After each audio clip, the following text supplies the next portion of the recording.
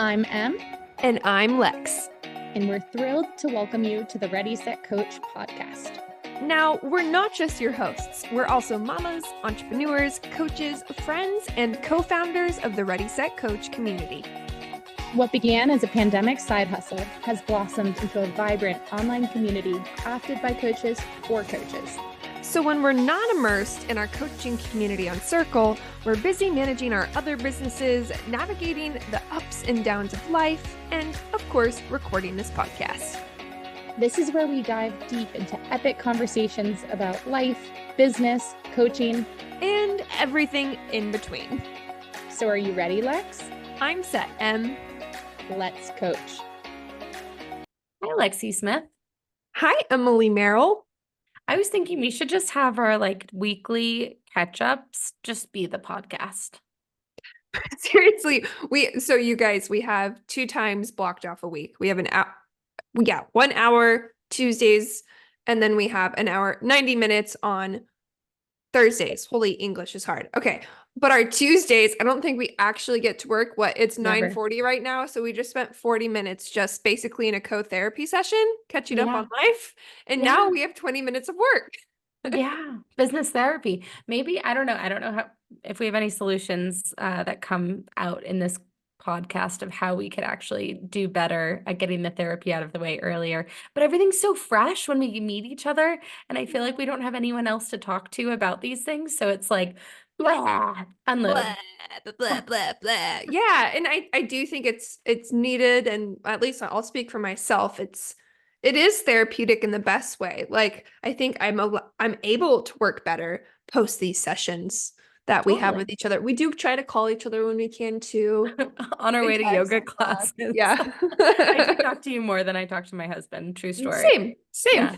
Well, so you'll appreciate this. So listeners, when Lexi was visiting me, I forced her to do one of my favorite workout classes, which is not core power.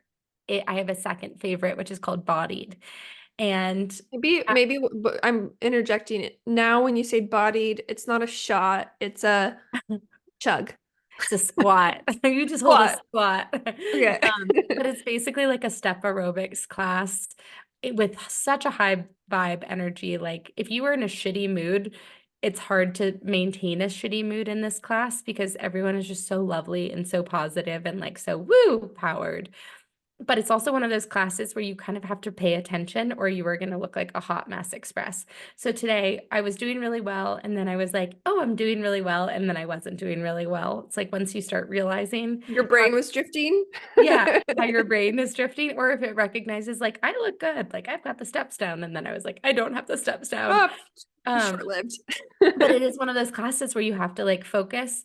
And so as my brain is trying to mull over some things that I was processing this morning, I noticed that I will get out of flow. And I feel like I forced Lexi to do it too, so she knows what I'm talking about. But I think that kind of is, I'm going to tee you up for the segue for today's topic. Well, first I had one more quick squirrel because I think it's going to double that.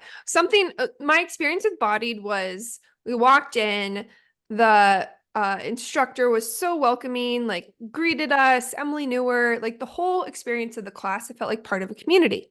Now, fast forward to this year I'm in my yoga Lattes era, meaning it's it's IHP, so Inferno Hot Pilates. And I freaking love the workout. It is so intense.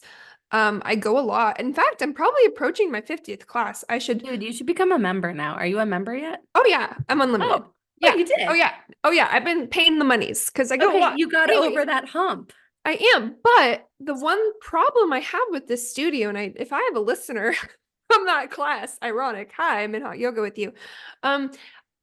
I've been going since January and I still don't think they know my name, even though I try to make my way, try to make myself known. I try to ask questions. I don't really feel welcomed. I love the instructors. I have kind of mini girl crushes on them, but I feel like this weirdo, who they don't know. And then they do know everyone else. I'm like, how do they know everyone else? Why does everyone else, I'm here all the time. I check in, I ask questions. And I feel like I had an expectation based on what I did from Bodied, and I thought that would be carried over when I started this. Wait, So let me add one more squirrel because I see the okay. transition coming. That was very, very well done. Today, guys, it's my birthday on Friday, and I walked in today and they had pride flags up and they had a little sign that said, "Happy birthday, Emily."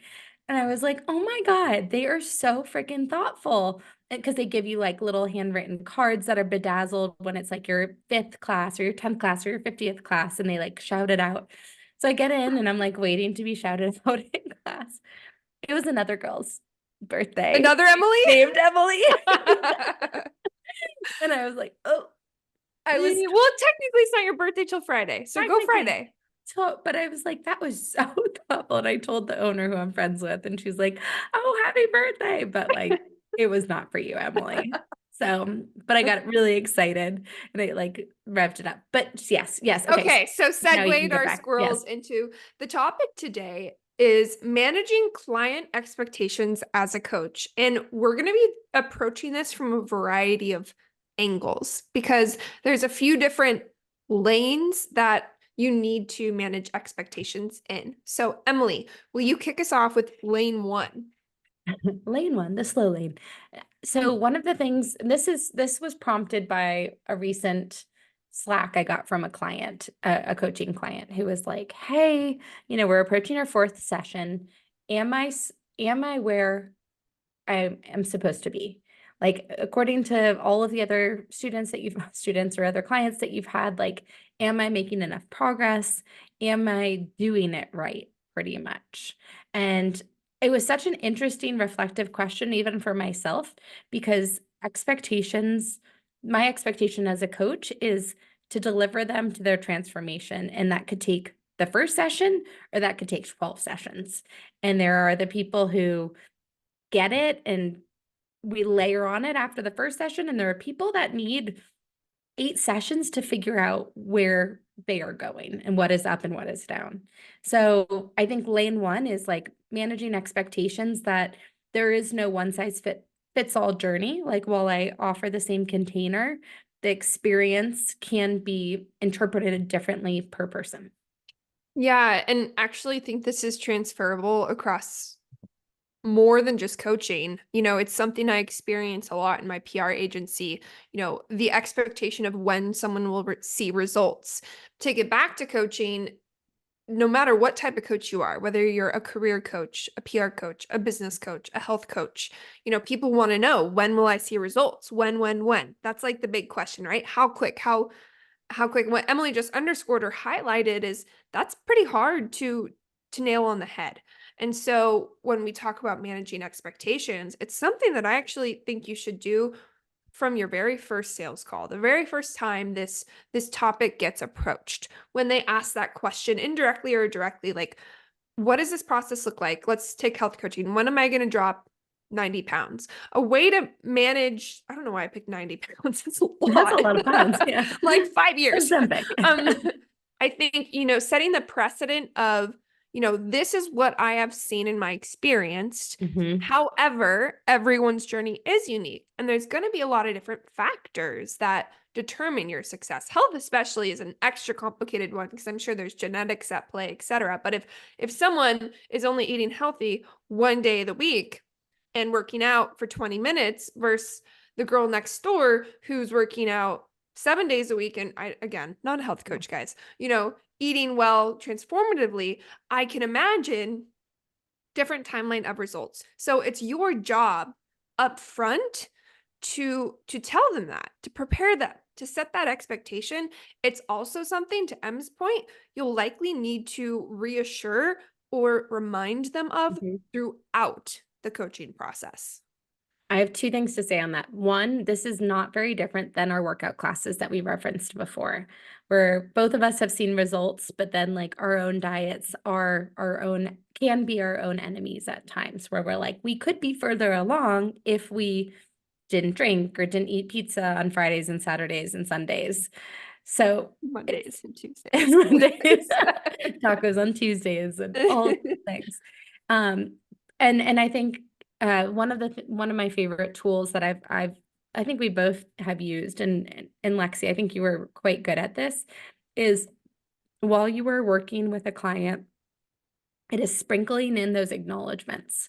So like, hey, I know that you were working a full-time job as you were building your side hustle. I want to acknowledge the work and the energy and focus that you were putting for yourself, and giving them those little like pep reminders. So they, when they are starting to flounder, if they are feeling like they are behind schedule or they aren't where they should be, they get like that dose of dopamine. 100%.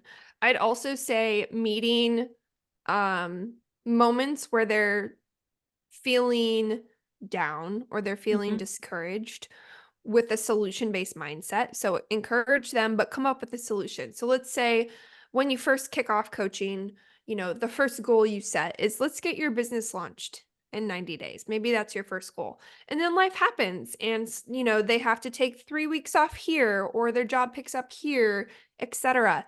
Acknowledge that and then go into solution mode. Okay, so what do we need to do to reset and hit this goal, right? Turn it into motivation to reset and remotivate your client. Amen. I love that. And I think what you do too, Lex, with PR coaching is such a great example too of you could be delivering this. Like I feel like your program is a lot more programmatic. Like it's Once more, upon a time, yeah, the yes, OG version. OG version, but they Yeah. were getting the same thing like delivered at the same time that the next client would be getting. And so like client number one could be sending out and doing their own press and like raking in the features. And client number two, who is a coffee cup maker, might not have the same success as a monthly calendar creator. Those are the two things I'm looking at on. You're like, what's on my desk? Yeah, I'm like, what is accurate? Yeah, it's so true. And you know what? The reality is too, and this is frustrating, but this is life. Yeah. You can even have clients who are doing all the right things. It just hasn't happened for them yet. That's why there's such a small percentage of business owners that first off even make it past year one, let alone make it past their first 6 figures. I read a stat on LinkedIn the other day that I think less than 2% make it to 7 figures. There's reasons for this. So Mhm. even if your client is doing all the things you're talking about, let's go to career coach land. They're doing all the reflections, they're doing all the resumes. There is a component of timing in life and circumstance where it just might not be the right time. So that's where, in my opinion, your job as a coach is to really be their support system and help uplift them Yeah. and remind them to stay course, be their accountability buddy in this journey and remind them that they're doing the right things and to stay Yeah. course. Yeah, I think that's such a great recommendation. Hey everyone, Lex here. And Em. And if you haven't heard, we did something pretty darn cool. We sure did. We launched a completely free community built specifically for coaches. Say it again for the people in the back. We launched a free community for coaches. Tell them quickly who it's for and what we're doing inside, Lex. Sure thing. So it's for anyone from the coaching curious to side hustlers to coaches ready to scale. And through the virtual platform that we've built, we've created a safe and fun space to learn, launch, grow, connect, ideate, collaborate, vent, and evolve together. Nailed it, Lex. Now, while it's free, you must apply in order to gain a free membership. So we can make sure everyone inside is awesome, like us. Apply today at readysetcoachcommunity.com. When thinking about managing expectations and being their accountability buddy and like getting them through, it is like running a race. Like I think I don't know why my workout metaphors are coming forward right now, but like there is a moment with coaching, and I feel like I've seen it no matter if they are getting the wins, where like the self-doubt comes in, where the like, should I be doing this comes in. Like it's up, and then kind of like plateaus for a second and then up again. Like there's like a mountainous terrain. And so I think there's something about, we have the capacity typically with one-on-one to really be that cheerleader, as you said, and then group, like, do you have any suggestions on how you keep the momentum going and the expectations of like where they are when they're at different stages? Okay, so let's take a step back because I think something else that sets you up to be able to manage that is managing the process a little bit more and managing a client's expectations of how they're going to interact with you. Okay. So we'll bring it full circle in a minute, but first and foremost, this kind of coincides with boundaries, right? But from day dot, managing their expectations of what your container looks like. Is it one-on-one? Is it group? If it's group, is there a component of one-on-one? When are you available to speak to them? What are the formats of your calls like? What is the cadence? Like, if you have a chat, are you going to respond to them in an hour or 24 hours? You're going to set both you and your client or clients up for success if you manage those expectations right off the bat. So with that said, back to your question of managing kind of a one-on-one client, which there's one situation you're managing versus a group. Oh man, there's so many factors at play. I know. I think it's kind of the same conversation that we had, but at scale. So presenting upfront, even to your group, like, look, there's a group of, 10 beautifully unique individuals in this room. Some of you may have your epiphanies this week. Some of you may have your epiphanies 3 months from now. And that's okay. While we're going through this together as a group, you still have your own independent journey. I'm going to start there and I'm going to toss it back to you. Yeah, no, I think that's a really good point. And it's been fascinating in terms of both group and one-on-one, where we'll have people and you leave and you're like, oh my God, did they get what I thought they would get out of it? And you're not sure. And you're like hoping that you gave them your 110%. And gosh, we've both had this. So we've had clients who are so resistant to things that are like, no, I'm never going to do whatever, fill in the blank. And then we get these messages like 2 weeks later, 2 months later, a year later. I have a client that just came back to me, and like I've given her so much homework, so much one-on-one support. And then she's like, oh, I finally got to it all and did it all. And here's the results that I got. And so it's kind of like you're holding your breath. And then unless you are told that they are getting X, Y, and Z, you don't know. And so I find that really fun and terrifying. But like when you hear from someone months later being like, I finally did that collaboration, or I finally got on Flowdesk, or I finally whatever our recommendation was, or our coaching was at the time. I think something too that's important is throughout the coaching process, while yes, you're supporting them within the container, you need to also be preparing them to be able to self-support beyond your time together. So, something that we did in the Ready Set Group program in its initial format was a good portion of every single group session was mindset based, right? We addressed, what are you going to do in those moments where you feel low and you're not sitting in a room of 10 women who are going to lift you up? What are you going to do when imposter syndrome? How do you combat that? How do you reframe? What are the tools you have at your disposal? So I think also managing expectations is helping teach them how to self-manage their own expectations. Yeah, I think that's a great reminder, like giving them the tools that, like, we shared the tools in our toolbox so they can also practice with them. I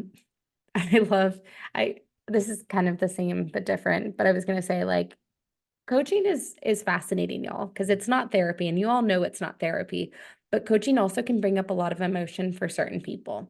And I think Lexi and I can name at least 10 times, 10 instances that someone has cried on one of our calls. And so not only collectively we've hosted group, so it's managing and making sure that person is held and is seen, while also managing the space in the container of the other people. So it's like, we see you, we love you, but we also have to be respectful of the time, and the money that other people have paid and what their expectations are of getting out of their session with us. So I think that's just a more of an idea or a reminder of like obstacles and things that might pop up in your coaching practice. Absolutely. And, I've mentioned this a couple times throughout this episode, but I want to reiterate the importance of managing expectations starts from your first interaction. On the sales call, it's reinforced from onboarding, and then it's reinforced on your first call. It's reinforced in your first week. If you start responding to them right away, all the time, borderline breaking your own boundaries. And by the way, I've done this. Raise your hands if you've broken boundaries. Yeah, right. You're setting an expectation that your boundaries or the expectations you set don't carry much weight. So part of managing expectations is keeping them, right? Set them, then keep them. And it can be hard. And of course, there's moments where you can let your humanity, go the 5 extra minutes, fine. If it's one-on-one, it's easier. If it's group, like you need to respect the group entirety. A way to do that is, hey guys, like, we're going to stay on for 10 minutes due to such and such. If you want to leave now, totally respect that. Right. So never forgetting that you're catering to a larger group. But again, really, like if you're hearing this and you're at a point where you haven't started a new engagement, challenge yourself to start it from day dot. Now, Emily, here's the challenge question I'm going to ask you. What if you're hearing this and you're mid working with the client and you didn't set the foundations? Is there a way to rebound? Definitely. I think it's in your next session, it's really important. And especially if this is something you desire to do, you can reset the container. And this has happened many times for us, at least in group, but even one-on-one, you're like, just a friendly reminder. If you have any questions for me, the best place to get them, or like the place I will be answering them, is on Slack. Note that I will be responding within 24 hours, 48 hours, 72 hours, whatever your hour time frame is. And then you can also, you can kind of reset it. You don't have to point fingers. You don't have to blame things. I think it can get a little cloudy when you are friends with your clients and you might get like a text message or a voice note or something that comes through and you're like, how do I reset this? And so I think when you make more of like a general announcement to people versus initially, or just like calling out one person, it feels better to me, at least. Yeah. And if anyone is listening to this podcast who knows Emily, like a lot of her clients are her friends. I have a little bit more, let me rephrase this. I love all my clients. It's not that they're not my friends, but I just don't have any friends. That's not what I mean. But like, I don't have, like they don't have my cell phone number, for example. That's something I've been intentional with at this point in my career. But something I will say when I do reset boundaries, it could be a client that has been with me for 6 months. So really there's a deep bond, even if I've created some boundary, is reminding them why it's beneficial to them. Why is this boundary or the expectation beneficial to them? Because, for example, this actually happened in the agency recently, but I think it's completely transferable. I had a client spreading me thin on all hours of the day, like 5 different platforms. And I had to say, look, in order for me to be the best at my job and to stay organized and to perform to you in the way that, our contract dictates, like I need us to make some shifts. So like, help me help you, essentially. Right. And I think coaching, same, like I have these boundaries in place so I can maintain my cup and my brain and my clarity so I can show up when we aren't together and deliver at full capacity. Yeah, I think that's such an incredible and probably like scary boundary to reinforce, especially at an organization that big. But you were so good. And I think when you have boundaries as a coach, and we've had a whole podcast on this, I think your clients also value your time that much more and value the work that you give to them, all of it. So with that, what's the homework, Lex? Yay, Summer break, summer's out, summer school. Brain, but your homework. I would say, this is actually something we do. It's in the Ready Set Coach launch pack. When we have our boundaries module, one of the things that our homework does is we have them audit for boundaries, their whole process. And that starts again at discovering sales. So take a look at your materials, anything you have templated, take a look at the language you're using, take a look at if you have an onboarding package, and make sure you are very clearly setting expectations right away. If not, adjust. Adjust. And with that, we will see you the next time on the Ready Set Coach podcast. If you're enjoying the Ready Set Coach podcast, please leave a review wherever you are listening. For more information about Ready Set Coach, visit readysetcoachprogram.com.